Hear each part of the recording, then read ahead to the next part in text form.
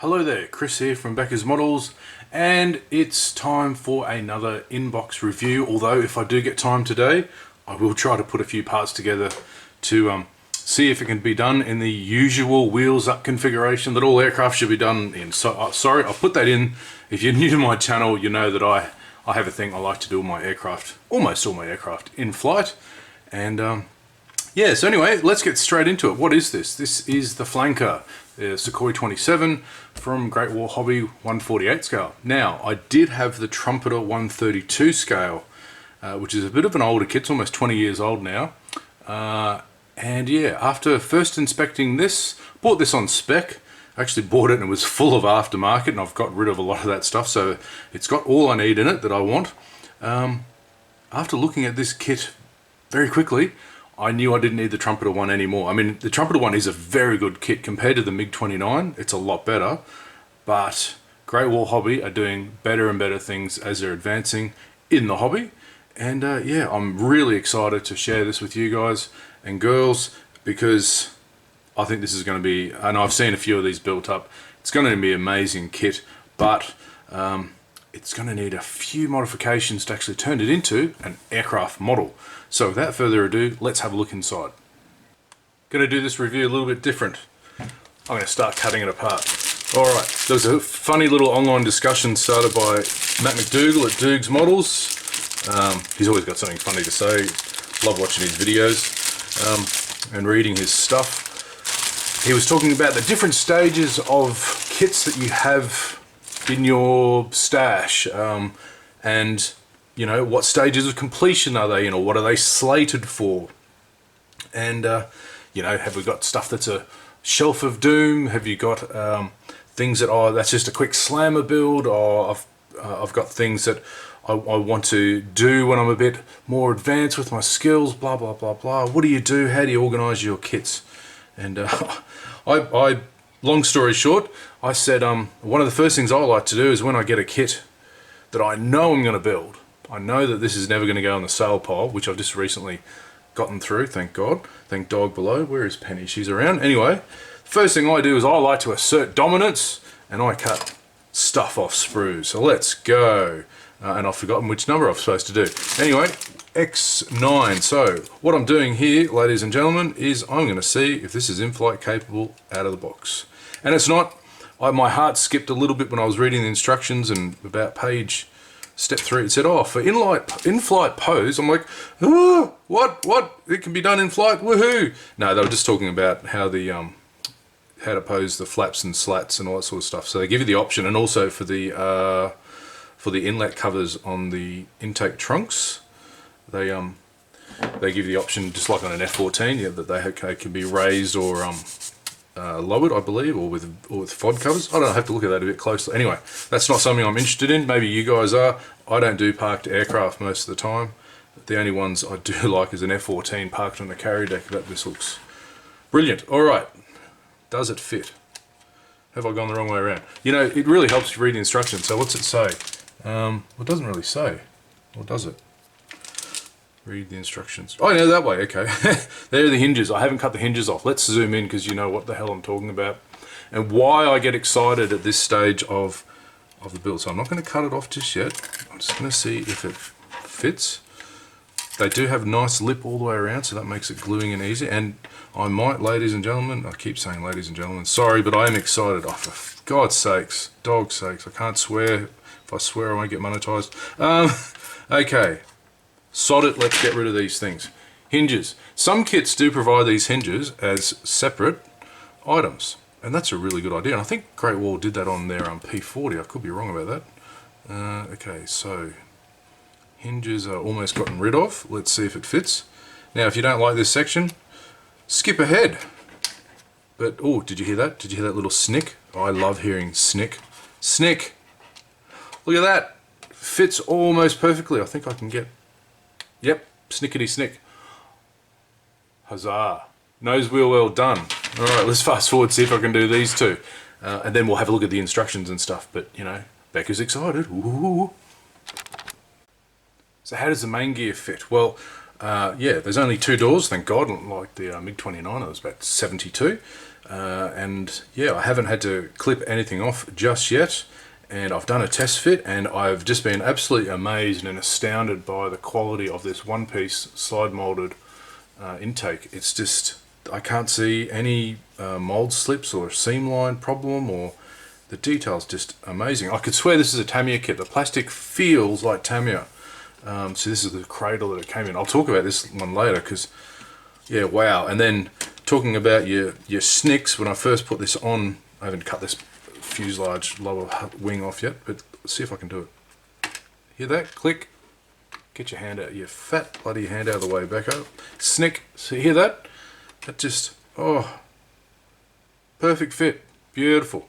Then, main gear door, that one, it's supposed to be posed up, so I think the hinge bottom at the end, then there, it sits up like that. It's a little bit short, but that's okay.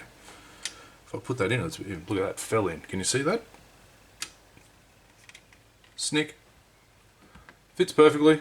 And then this strake thingy, what I've done is the other long door, it doesn't have really any sort of attachment point there. Okay, it does fit really nicely. They've taken into account the curvature. I've just put a bit of tape there. In reality, I'll use a piece of, whereas I haven't got any to hand, I'll use a piece of sheet styrene just to make that into one piece. But this, and of course it won't work because we're on camera, but I did 2 dry fits just moments ago, and this goes into here like so. Yep, see, it won't work because I'm on camera. But anyway, get in there. It does fit. Come on. Alright, let's try it this way then. I should have probably would have almost glued that in. I'll do it this way because you can see it better. Alright, see that little indent there? That's for that part of the door. Snick, snick. Beautiful, nice fit. The only problem is I haven't cleaned that sprue nub off perfectly, but oh my god, that's fantastic out of the box. And then we'll just go this way, get the intake out of the way. Where does it go? Like so. Again, snick, nice little fit. Is he getting in there? Yep. Oh, the tape's getting in the way. Okay. Anyway, with initial dry fit and everything, wow, there's that nose gear. That's just perfect. It's in-flight capable. Go out and buy one. Review's over. Done. No, just joking. I will go over the whole thing. And I do have, the only thing it's missing, or 2 things, obviously it doesn't have a stand, I'll make my own, and it doesn't have a pilot. It's got a really nice seat, but if you've heard of Reodoc, I can't know how you pronounce it, from France, masterful 3D printer and sculptor. He actually scans real live people and makes them into little models. And he's done a Ukrainian pilot, so I've bought a 148 scale Ukrainian pilot plus 24 other things. I've got a massive order coming from him, and it just shipped the other day from France, so I can't wait for that to get here. Man, I'm thinking about building this straight away, put it in the queue. No, calm yourself down, Chris, calm down. That's fantastic. It's jumped my hurdles. I've said it before, I do not buy kits, aircraft kits that cannot be done in flight. This one was not advertised as doing in flight, but Great Wall Hobby have a thing, and I'm really excited because I've got their F-14s as well, got their 172 F-14s, which I've already filmed a review on, and I was just about to start cutting pieces off to see if their doors fit, because the Academy ones didn't work that well. I think they're going to fit on the F-14s, so don't be surprised you see that review from me coming very soon. I might even build one over Christmas if work allows. I've got to work double time this Christmas. Anyway, enough waffling, let's get back to the traditional review, and let's start with the instructions. Instructions have this beautiful artwork on the front, shooting off, I think that's an R-73 missile, one of the small ones. These flankers can carry, I don't know how many missiles, 8 or 10.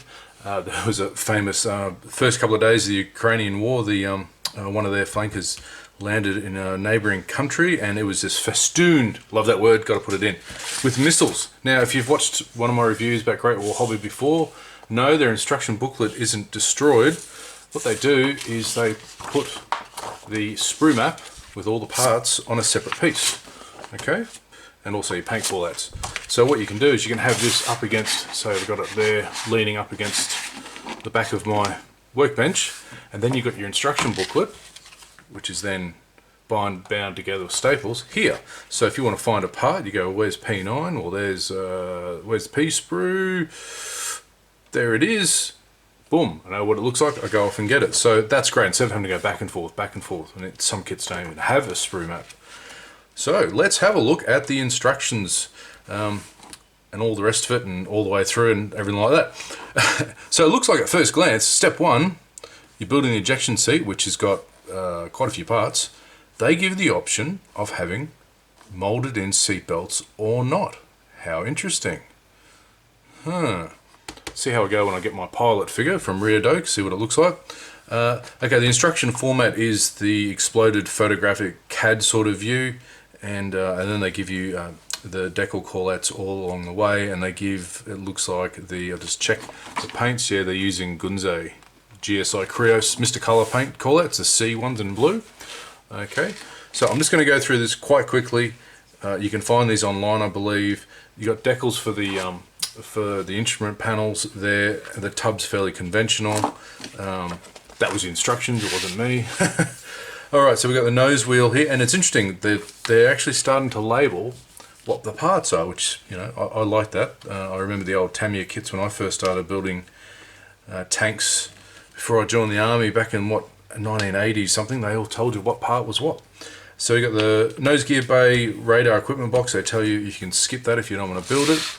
The wheel bays, I'm skipping that because I ain't doing those, but it looks like there's some, they give you extra pipes. Look at that, extra pipes and details. For those of you who like to park your car and you can't see the stuff unless you pick the whole model up and look upside down, it's there.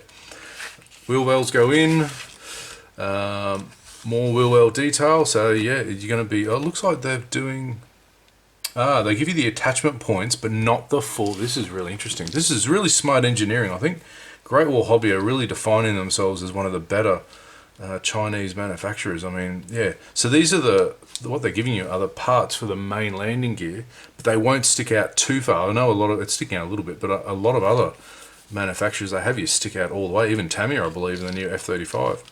Okay, we've got the intakes, and you've got, they're not one-piece trunks, but that's okay. We've got the inlet fans and so forth. We've got different options for parked or in flight, so you can have the inlet covers closed. That's how they close them for field operations.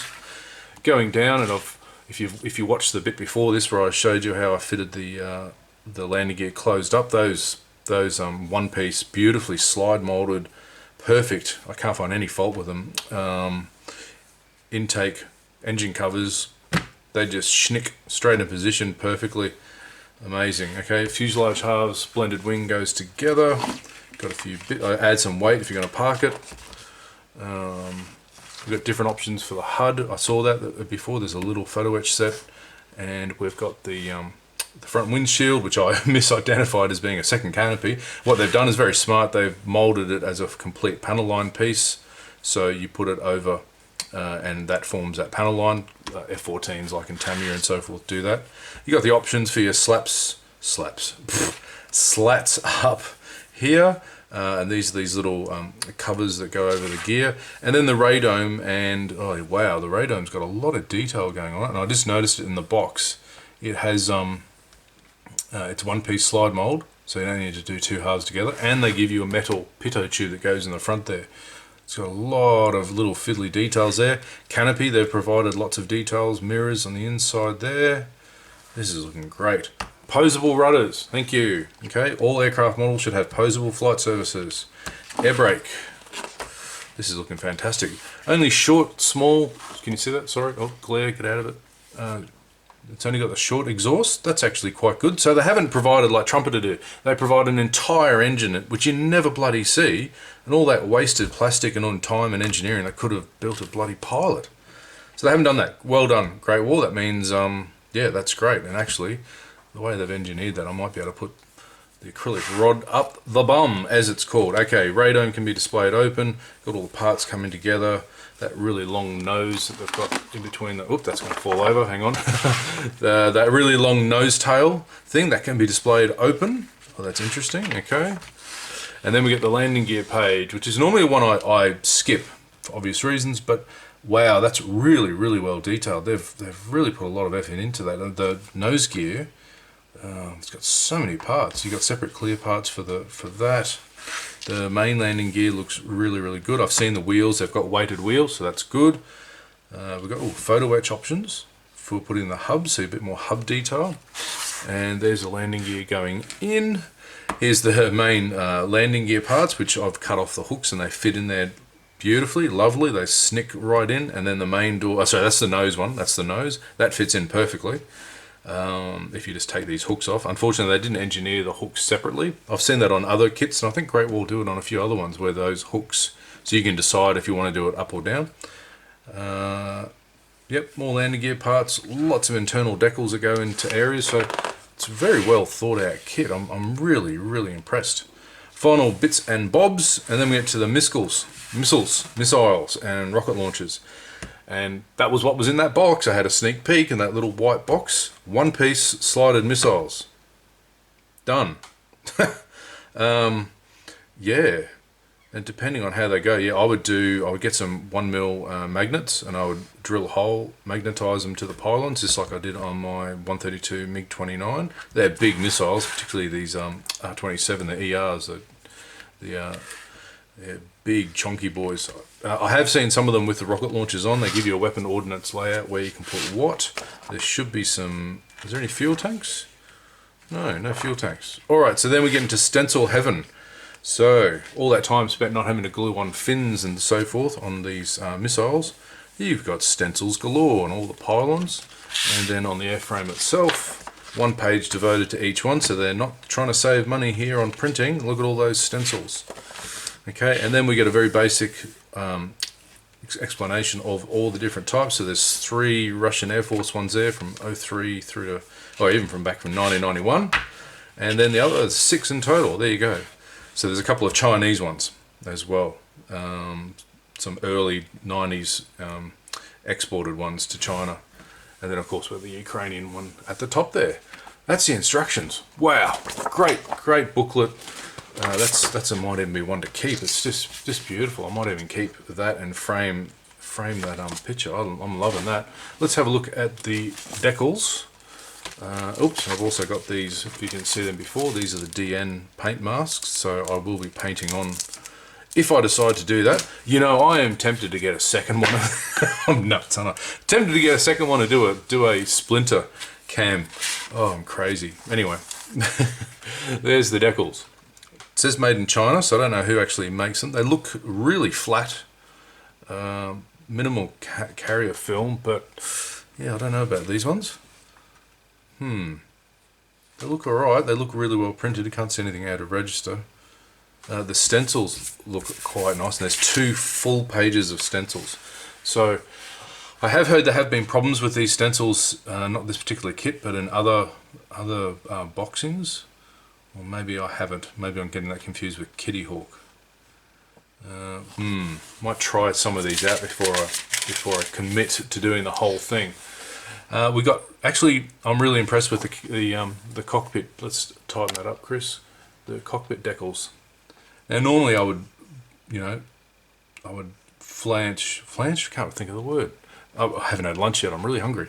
I would walk away from this sort of stuff, but these look really petite and really nice. The cockpit details are amazing inside the kit. So that would be worthwhile just trying that out.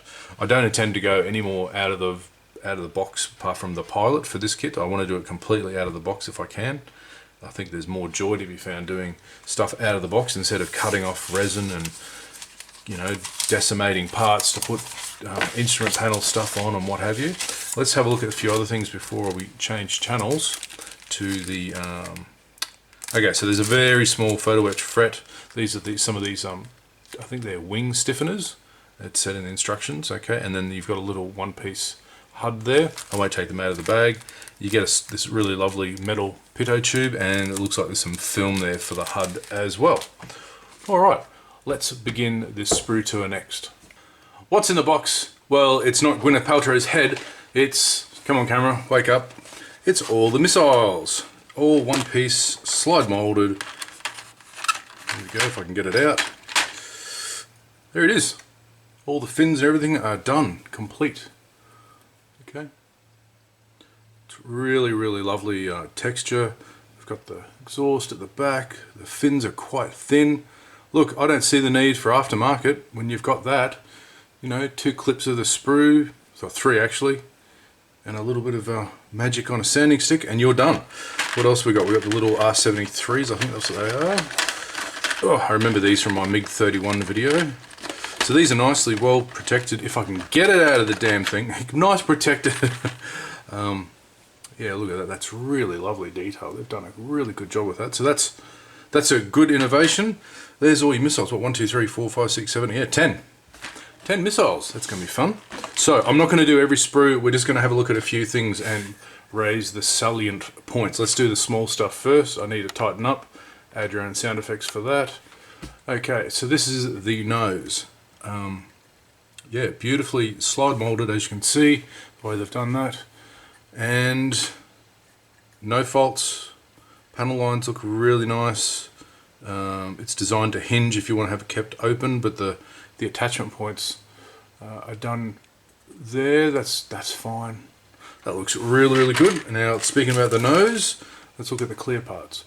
So there is a seam line, unfortunately, down the center, but for such a big bubble, you need to. It's a bit hard to reduce that, but thankfully the attachment point they've done it in the right spot, right there. I'll put that in a bag. I don't want that to scratch. And then the front windshield, or front canopy, as I want to call it, wrongly. And as I showed with the okay, see there's the hinges for the radome. If you want to have it open, you just snip them off if you don't, and that falls on a panel line. So that's really good. Yeah, it's lovely, nice and clear, good engineering, good molding, good everything. Okay, let's look at the car parts. I'm sure there's some of you who just want to reach through the screen and punch me when I say that about calling your aircraft on the ground cars. So we've got very fine, very nicely renditioned fine parts here with very small sprue attachment points. See that? Look at that, it's tiny. So good pair of sharp sprue cutters and you're fine. So there's static discharges and so forth. That's really well molded. Speaking about really well molded, here's half of the intake trunk sprue. You only get the 2. I already cut one off to do the to fit the landing gear, and all the attachment points are on, very smartly done, on the actual tabs that click into the fuselage. So there's no cleanup. That is really smart. There's no faults. I can't see any. No, that's just where the siren's gone in. That's not a fault. Yeah, that's beautiful. That's just lovely. Really nice fine detail, and a few raised detail bits where appropriate. Great. Moving on. There's 2 of these. This is the sprue for the exhaust parts, and you've also got the louvers that I mentioned that go into the intakes there. And those louvers are, they're not one piece. You can see through them, so that's really good. If I flip it over, yeah, you got injection pin marks where they will be hidden, and on the petals, that's what they've done as well. They've molded them as multi-part petals. I'll zoom in a bit more. There we go. Yeah, the compressor fans and the turbine blades look fantastic. This, I can't remember this element. I think that's the afterburner element. That's super fine around the edge. You've got to be careful taking that off. And yeah, there's the exhaust pipe. It's just amazingly well done. Again, I don't see any need. Let's look at the thinness. Yeah, it's quite thin at the back there. I don't see any need for aftermarket. You keep saying that, but it's true. It's this sort of kit just doesn't need it. And speaking about that, let's look at the cockpit. See how fine those details, those buttons and knobs are there. Maybe you could enhance that with a few switches and so forth from Anna's, but that's about it. There's, oh, go a bit closer, Chris. There's the instrument panel. Really nicely well done. Is that sidewall detail? Yeah, there's a sidewall detail. Okay. So, yeah, I can't really fault anything. I can't see any faults or problems. I'm just having a look. There's the one piece wheels with the weighted wheels there, and no seam in the middle. So this is all extremely well molded. Landing gear looks really good. That's going to be fantastic for Greeblies, for my Star Wars stuff, when I put them into Star Wars things. But for you guys who want to make the wheels down, hell, I might even do wheels down. Nah, who are you kidding? I'm not doing that. Not when I saw how well that thing went together. Okay, 2 more and then we'll call it a day. And zooming out. And okay, this is the Intakes. The intakes look lovely and smooth, no ejection pin marks on the inside, which is really, really good. There's the intake louver there. Oh yeah, that's and the splitter. Yeah, this is all just so well done. Just amazing quality. Last sprue, and then we can finish up. So this is the upper half of, I've got to widen out again. Okay, so this is the upper half of the fuselage, and now I can have a really deep look. So you can see the chaff dispensers there, they're extremely fine. I mean, this detail is better than the Trumpeter 132, I must say. And it's not bad. I mean, the Mad Rivet didn't go nuts, but the rivets on this are so small. They're so well done. Around the gun port there, that's just fantastic. And then we can see in the cockpit, I'll bring Mr. Blackie up. And yeah, you can just see they've got a canvas cover there. They've moulded in at the front there on the console. Get your fat sausage finger out of the way, and you can see it. Yeah, I'm just super impressed with this kit. I'm so glad I got it. I mean, as I want to do, I got it for a song, and it had a lot of aftermarket in it, and I just got rid of most of it. I just didn't see the point of it. I mean, yeah, it just looks fantastic. Everything's well thought out. Everything, you know, it looks like already I've just test fitted a few parts. It looks like they fit together beautifully. I haven't heard any problems with it. Please tell me in the comments below if you've heard any problems. The only problem I could see maybe is the stencils and the decals. I might give that a go before I start. But yeah, man, I want to put this in the build queue straight away. And this is one of the things I hate about doing reviews for you guys is I only review stuff I want to build, and then I review it and I go, I want to build that now, but I can't. I've got so many things to go. But yeah, this is a winner. This is winner chicken dinner. Go get yourself one. It's looks like the best flanker I've ever seen. I know there's a mini base one. That's the Su-33 with those little canards at the front. Not interested in that. I do love the look of this one. This makes me more and more hopeful that I think they're bringing out an F-14 and 148 scale. That'll be interesting to see compared to the Tamiya. I mean, I've got their 172, their B and D boxings, and I'm itching to do those. I've already filmed a review for that, or half done it. I'm about to do the second half. If you want to see that pretty soon, again, leave another comment. So I hope that was a bit informative for you. I hope it helped you push you over the edge to go get one of these. One of the pleasures of this hobby is finding kits that are just so well thought out. I mean, people denigrate them by saying, oh, it goes together like Lego. Bullshit. Okay? Sorry for the French, but no, it's not the Lego quality we're looking for. It's the fact that it's well thought out. Someone has gone, okay, how can we save the modeler the stupidity of having to put on missile fins that are too thick anyway and align them properly? Well, let's just make it so the whole missile's in one. Okay. Hey, let's make all the flying bits posable so you can have a bit of interest and a bit of, you know, make the plane a little bit more interesting. Even when it's parked on the ground, put the slats down, put the flaps down. It looks more interesting. You know, have the ability to pose a few things open, but not everything open. Like, there's no full engines in this kit. That's a pleasure. I mean, the box is full of sprues enough as it is, but they've put the effort where it's required, and I have to salute them for that. That's a really, really good job. So anyway, that's the rant over. I'm so glad that this is in-flight capable. I need to work out a way how to pose it. Of course, it's got to be on a jaunty angle. No, I reckon side on, just like going through the mock loop or something. Or firing a harm missile at a Russian SAM site. That'd be a good one. Anyway, I'll leave it there. Thanks again for listening to me and watching the video. And till next time, cheers.